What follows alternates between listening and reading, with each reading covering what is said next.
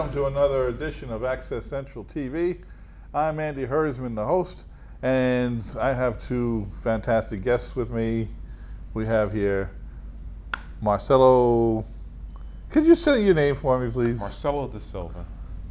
All right. I don't know why I get it wrong. Marcelo de Silva. We'll have it on the bottom here. It'll be perfectly so you can read along. And we have Jonathan Buchanan, which is easy to say. Thank you for coming by, both of you. My pleasure. And, you know, you've been guests before, and we had a very heated argument, which was good. It wasn't an argument, it was a debate. Yes. And, Passionate discussion. Okay, I like that. See? He's royalty. What can we... So we'll continue on where we left off pretty much. You know, first of all, I wanted to talk about the minimum wage because it just got raised. I think it's in California. It's what was it? 15? 15. $15. And in New York too now, right? They made a law. So it's Couple not of 15. states, a couple of Yeah, states. but it's not going to go right to 15. It's going to be a gradual thing, right? So, all right. So, I think 15 sounds reasonable, considering the fact that if you look at the productivity that's been going on since the 80s, productivity is skyrocketed. And if you look at wages, they're pretty much stagnant. So there's a big gap now between the amount of extra productivity and the amount of wages that people are getting. So who's getting this extra money? That's what I want to know. And you know, and when people say, "Oh, these you know, burger flippers, they shouldn't be getting you know, a living wage. It's not meant for that." Well, I disagree with that because, hey, you got, for example, in the 50s and the 60s, people were able to just, you know, quit high school, say, "Oh, I'm not college material. I suck at math, whatever," and you know, they would pump gas. They would, you know, sweep floors. They would clean toilets. They would flip burgers, and sure, they weren't rich. Right. You know, they were the lower middle class, but they were able to survive. Fair type of right. living, yes. So I mean, yeah, and they were designed. You know, that's why back then I would have been a Republican, because I would have said, "Hey, listen, you know, there's no reason for you not to work. Get off the welfare. Right. Get off your butt. You know, clean a toilet, and you'll make enough money to survive." Exactly. You know, so that's my thing. What do you guys think? Who wants to take it? Oh, well, I guess I'll start it off. Good. Productivity's increased because machines now are doing most of the work. 50s, 60s, the economy was labor intensive. You didn't have the machines doing all the manufacturing. You have the machines now doing all the work. So you have more machines, less physical bodies, so therefore profits will probably increase because the machines don't require a 401k plan and health insurance. But that's just the automation of factories and society. A lot of computers have replaced people in offices. You call your bank, you speak to a computer, they give you your information. I don't necessarily support that because I think that we need to have jobs. Okay. And I think that people need to work, but unfortunately that's just the way things are going. But I'm sorry to interrupt you, but just to make a point, I don't see any machines pumping gas, cleaning toilets, or flipping burgers. Well, well, as far as but the machines are taking care of the burgers. If you go to a McDonald's or Wendy's, they put them inside of machines, and machines cook them, machines flip them, and then they pop out at the other end already prepared. So, you know, there are still some traditional places where you have people who are working the ovens, and the fryers, but for the most part, most of the big fast food chains are using machines and a large equipment to prepare the food quicker and faster. That's what makes it cheap. All right, fair enough. The more labor you have, the more the food's going to cost. I'll give you an example. Five Guys, Shake Shack, Smash Burger. Burgers are very expensive. But people are buying them, though. They're not necessarily. Well, if you want to pay, people are willing to pay that. I took Marcelo out as a friend to Smash Burger.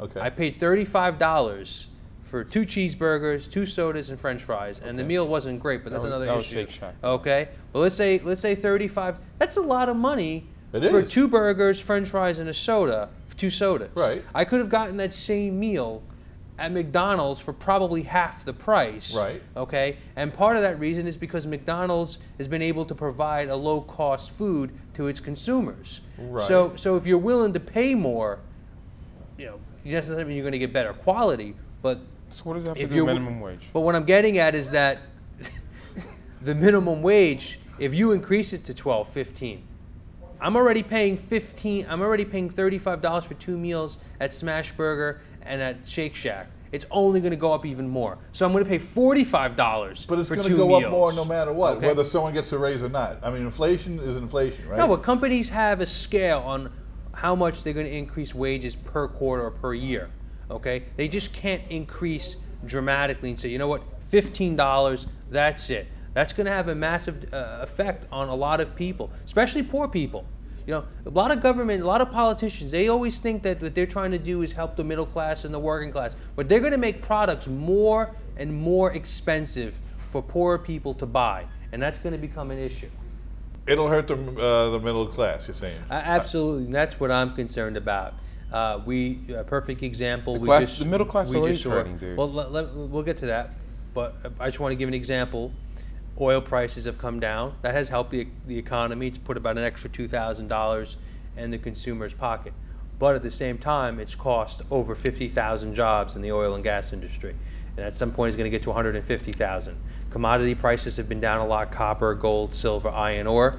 I was in the Wall Street Journal a few days ago. They're going to cut 53,000 jobs in mining. Okay, so you start to see as commodity prices aren't doing well, there are effects in jobs.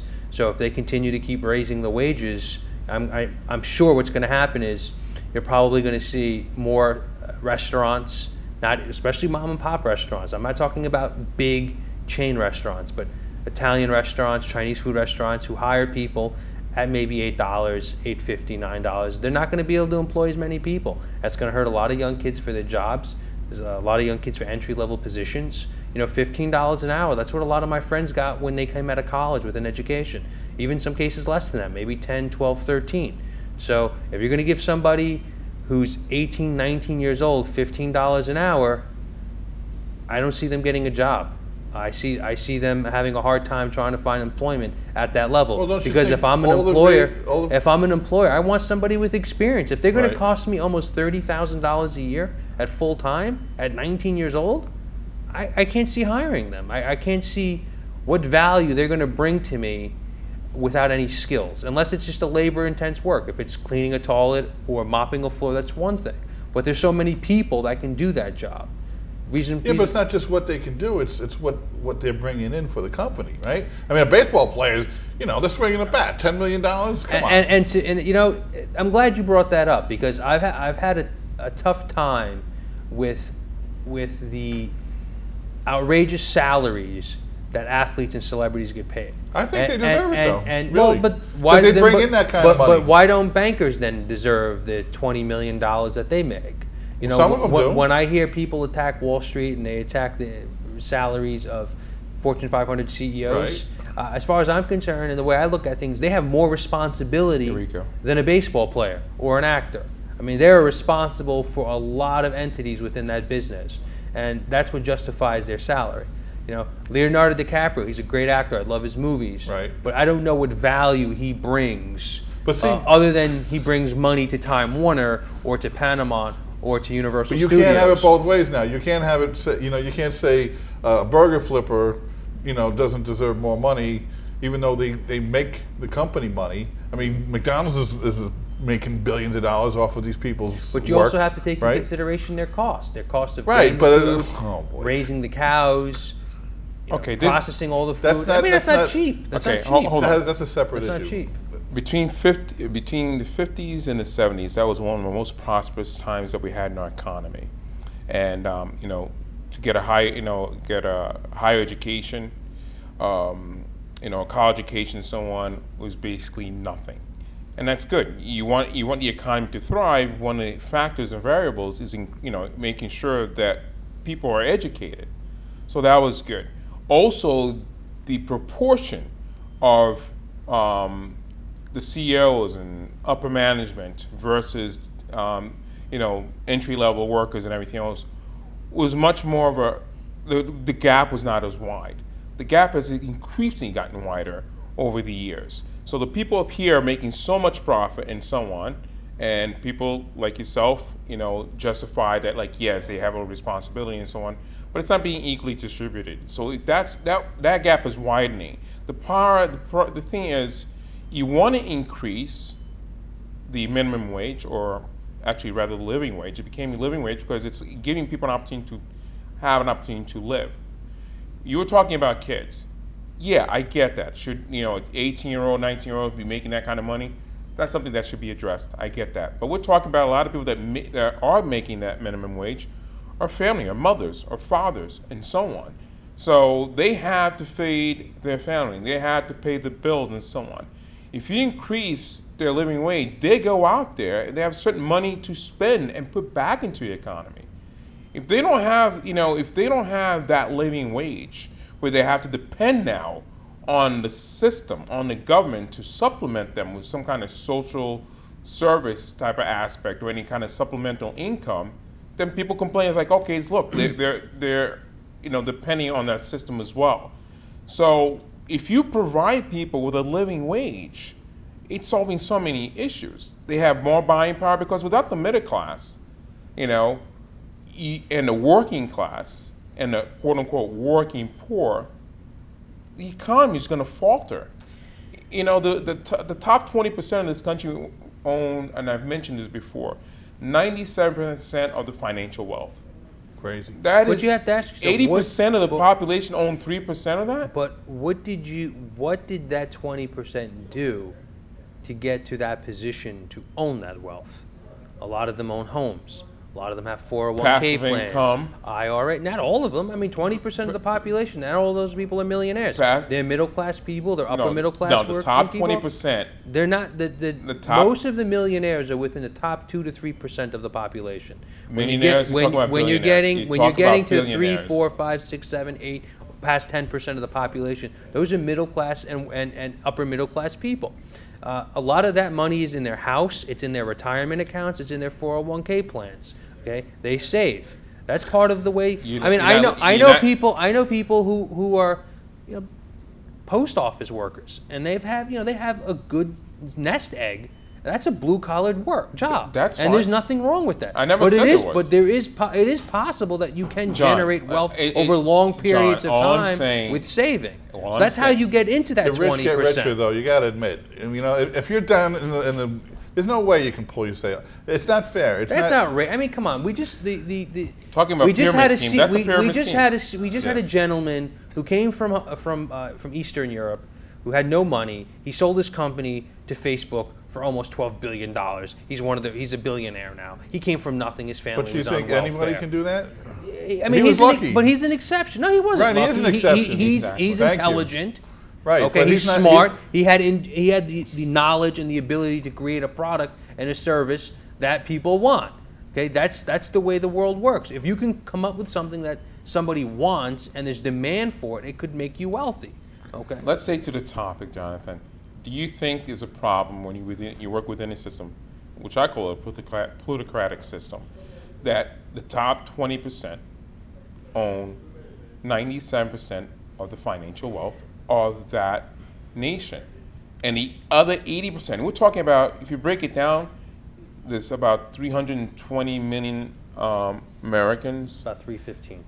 Yeah, actually I just double checked that. So if you do that, 256 million people own 3% of the wealth in this country. How does that system not fail? I don't believe. So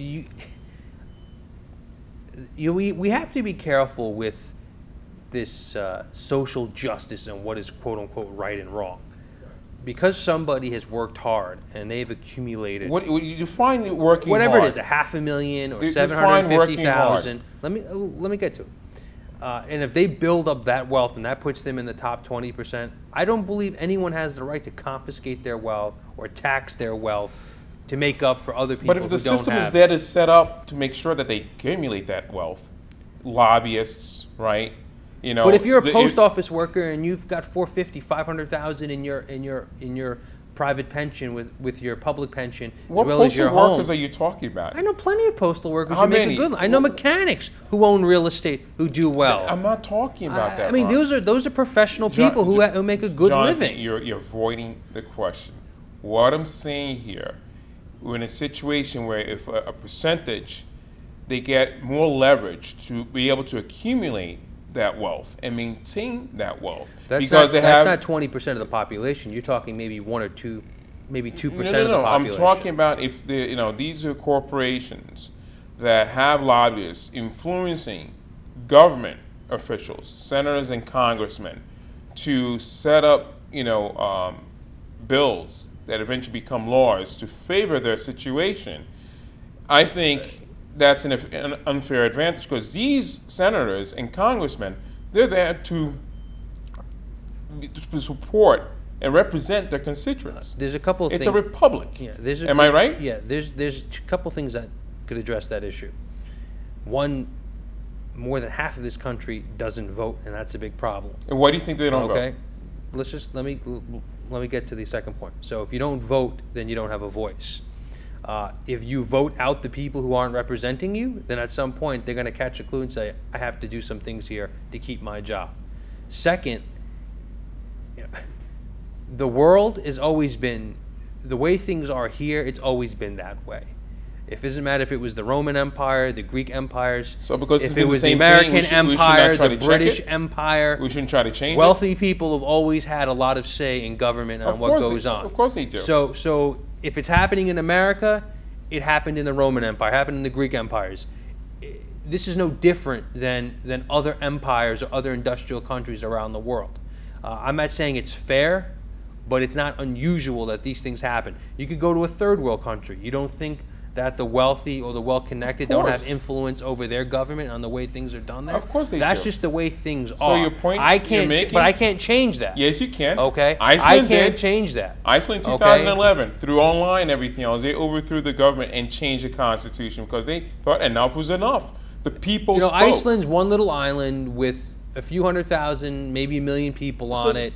Doesn't matter. 2011, I mean, their banks almost completely collapsed. They had to sell their embassies in D.C. Hold on, we're getting a little bit off topic. I mean, Iceland's got a lot of problems. I don't know if it had anything to do with wealthy people. We were talking about it was the just minimum incompetent wage. government I think people. what's really the answer is we're going to have to wait a year or two and see how this minimum wage actually works, and we'll see for real. I don't object to a higher wage. I think it needs to be scaled, and that's the problem. The politicians haven't scaled it right. If you're between, let's say, working ages of 14 and maybe 21, all right, you can make $8. If you're at a certain age, let's say between 22 and 29, you can make this as your minimum wage. How is that fair? Okay.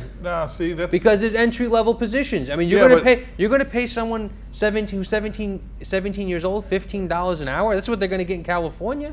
What's going to entice them to go to college? What's going to entice them to go to like Zuckerman shouldn't be making millions.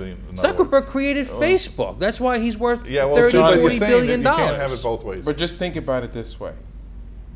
I don't care if it's a 14-year-old, 15-year-old, 29-year-old. If they increase the wage, they're going to be spending that money. Am I right? No, because I see. They're not going to be spending money? I think what's going to happen. These kids are going to be like. Hold on. What's going to happen is everything is going to remain flat. So if minimum wage goes to 15, you don't think the corporations are going to raise the cost of everything?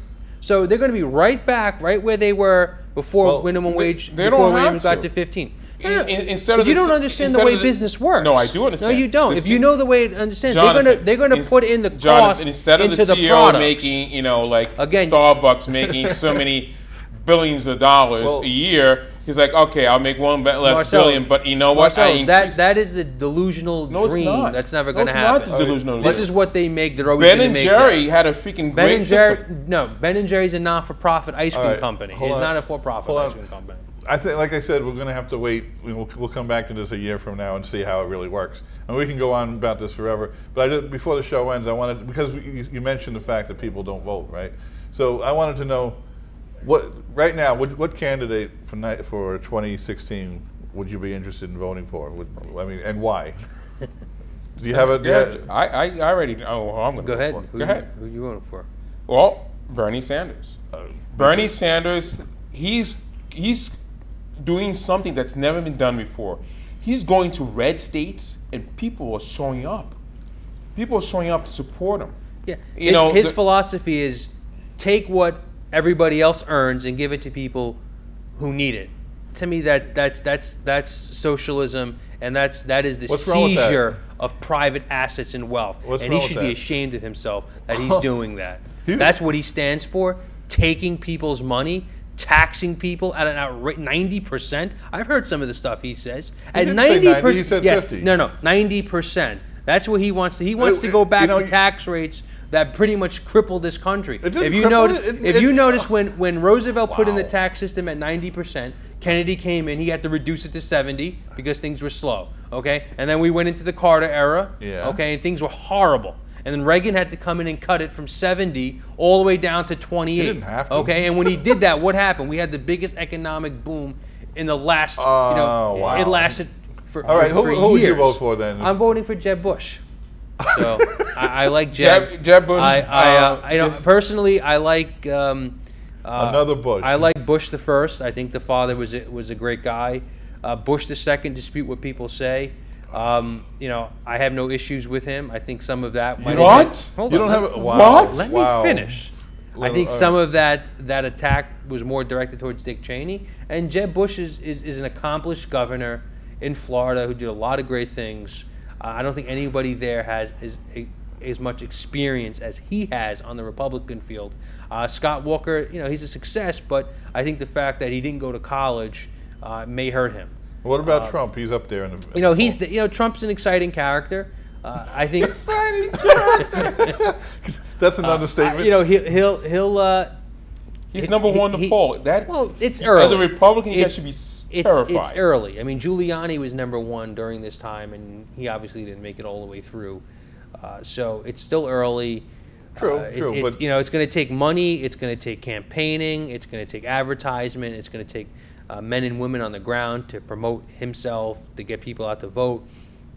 He's tapping a base of people who are angry, and believe it or not, some of them are Democrats too, who feel like the immigration problem is out of control, that this country hasn't been getting its fair share around the world as far as trade deals. So he's really putting that out there in the forefront, and people are resonating with that. So I can understand what is people his platform? who feel. I don't even know what the heck his platform is. Well, if you've been listening, he's just attacking what's easy to attack. He's attacking what he considers sort of the mainstream Republican setup, which is the candidates who you pretty much see on the stage there, who are pretty much integrated into the traditional Republican establishment. He's going after them and saying, I want to do things differently. I want to go to Mexico and say, you know what, you need to get your immigration problem under control because we can't take care of the millions of people who are coming over. You know how we deal with the immigration problem here? We as Americans look at the employers and say, you know what, stop hiring illegal aliens. And then guess what? They're not going to be coming here because there's no jobs. The only reason why they come here is because there's jobs. Am I correct? We have and to, these are American employers. No. So the American employers is the problem. No, it's not just American. We have. What are you talking about? Hold on. We have people. If they're coming here for jobs, and the employer says, "I'm sorry, let me check your papers." Marcelo, you're an illegal alien. I can't hire. We have people who hire illegal aliens to take care of their kids. Those are regular families. Right. We have. So are they Americans? We have. They're Americans, right? But they're going to hire them because the labor's cheap. Exactly. Okay? So the problem is not problem. the illegal aliens. The And that's problem is the employers. And the other thing too that I want to mention. The problem is the employers. Am I correct? It's a simple question. It's not just the employers. Then Some of it's political too. Some of it has to be dealt on a federal level. I mean, it's just not These just guys the are not employers. going to be coming here. It's very simple. But I will say this: Jonathan. I do support legal immigration. I do think that we need to have immigrants coming in because we need them to do because certain we're type America. of That's work. what this country is built on, right? Not just that, but they also do a lot of the jobs that unfortunately a lot of Americans don't want to do. The jobs I did, I landscaped. I worked at grocery stores. I worked at first. So why don't fast American? food. I worked in restaurants. Why don't American? I don't have a problem doing why that. Why don't work. American citizens want to do those kind of jobs? Unfortunately, I'll tell you the reason is because those jobs have been looked down upon. Okay, and I don't think there's anything wrong with those jobs. I think those jobs are good entry-level jobs that help people build good working skills. Right, okay. Unfortunately, we live in an area in New York where if somebody wants to be a plumber or a carpenter, it's like go to college, become a lawyer or a doctor. There's nothing wrong with being a plumber or a carpenter You're absolutely or right. a mechanic. And let me tell you, some of those positions, some of those people, if you're really good at it, you could make more money doing that than somebody who does who's a and they have white collar worker. Some of them don't even have a high school diploma. Have a GED. Thank you. And they don't even have a college degree. That's and they're doing pretty well. But they're right? doing well because they have a skill. And when you have a skill and you're educated, that's the difference. They're educated in their skill. And they're and they're able to do it. Okay? There's nothing wrong with that. You know what? You had mentioned in the last show that Germany has a setup, and I agree with the way the Germans do things. In high school, they see kids, you know what, you're college material, we go to the university. You're somebody who wants to fix cars, we'll train you to be a mechanic. Also, the university is free. I think that we need to... The university is also free. You don't come out of school $50,000 in debt. We need to have that similar setup. No, we don't. So are you suggesting that our universities should be free? I've always supported free public university. Then you should vote for Bernie Sanders then. There you go. No, the difference is that Bernie Sanders, his setup is go to college, and if you don't finish, oh well, don't worry about it. The taxpayer will take care of it. I believe in a free public school education, public university system, but you have to graduate. I don't want to get stuck with anyone's bills. If you finish, you get a free education. If you don't, why would then you you get have stuck? to pay your own. Whether they graduate or not, we're still going to pay the same amount of taxes. Because I went to college, Right. I got scholarships, I Right. got some help, I finished. I was appreciative of what I got. Okay. You have some people who may go to school, okay, and they may say, you know what, this isn't for me. And that's fine. Okay, and if it costs the taxpayers thousands of dollars. I agree, but what if there's like So a death in the family, you gotta understand, and they can't, well, there's always or somebody gets a broken leg, or, there's always going to be exceptions. So I'm saying if you have to finish a 2-year degree, we give you 4 years.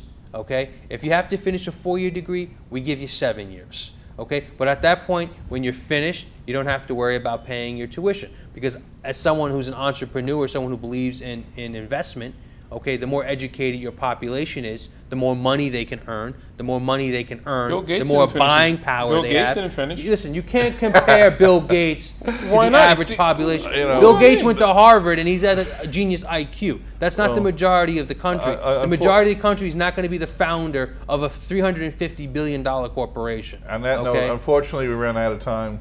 But this was a very interesting, conversation, and I hope the people at home will also participate and call in with their ideas or their opinions.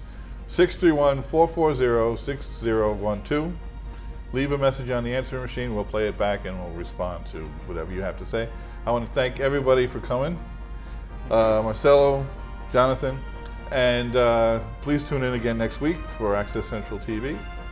And until then, have a good evening.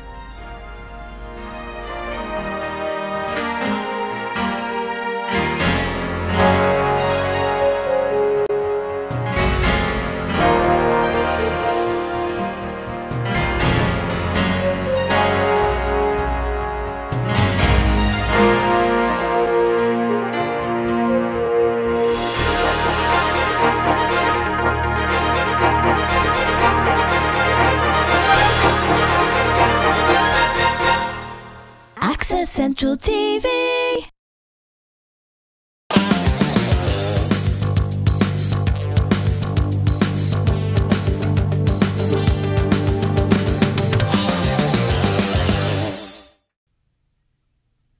Every week we return all our cans and bottles.